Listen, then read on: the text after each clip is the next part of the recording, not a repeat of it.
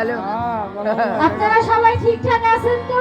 আরে ঠিক আছে না যাই কেমনে আর যারা ঠিক নাই তারা সবাই চলে গেছে এরকম নাকি? হ্যাঁ আমরা ঠিক আছি।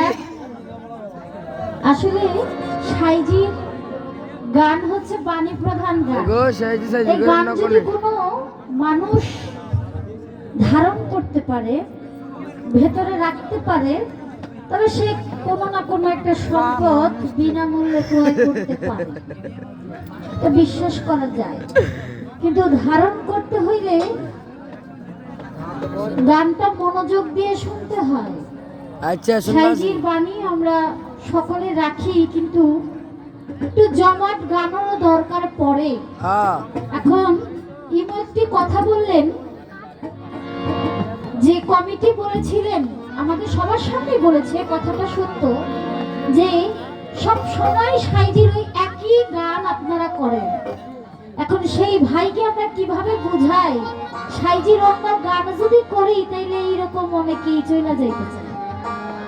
কেননা ওই হাতে গোনা যেই 15-20টা গান, যেগুলো জমজমাট গান মানুষের মুখে মুখে লেগে আছে, সেই গানগুলো করলেই, এই যে দেখছেন চলে আসছে, তো সেই গানগুলো করলেই আশিকে হৃদয়ে দোলা দেয়।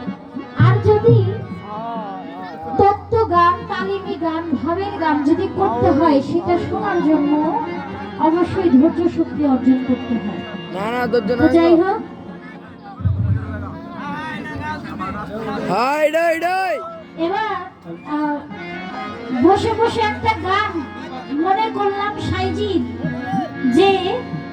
যেই গান সাইজির সব গানগুলোই আসলে তালিম স্বরূপ। তারপরে একটা গান রাখবো খুব সুপরিচিত এবং অর্ডারও এসেছে। এই যে দাঁড়িয়েছি অবশ্যই গানটা নিয়েই দাঁড়াইছি, তারপরে বলতেছে আপা ওই গানটাই গান। আচ্ছা কোন গান?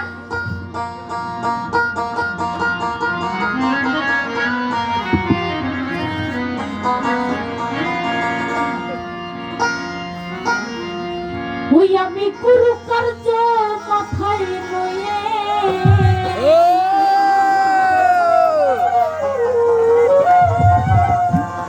গুরু গো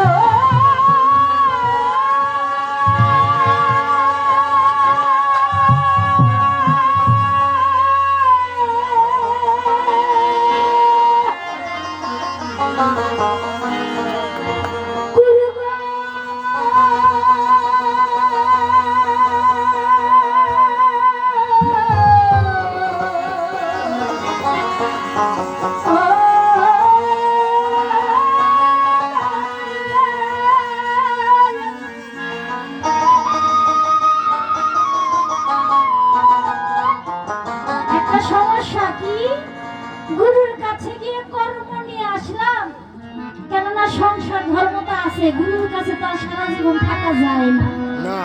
এখন কর্ম নিয়ে সংসারে আসছি, যে সারাদিন সংসার ধর্ম পালন করার পর একাগ্রতার সহিত একটা সময় আমি দয়ালকে দিব, তার কর্ম আমি করব, অর্থাৎ যে মন্ত্র সে আমাকে শিখিয়ে দিয়েছে সেই মন্ত্রটুকু আমি পাঠ করতে থাকবো।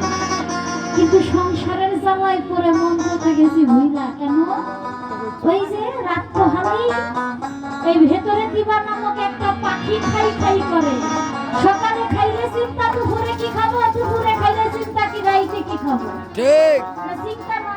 হ্যাঁ তাই সাইজি সেই ঘর থেকে বলেছে, ও দেখো গুরু কার্য মাথায় লইয়া, ও বলো কি করি আর কোথায় যায়, ও বলো কি করি আর কোথায় যায়,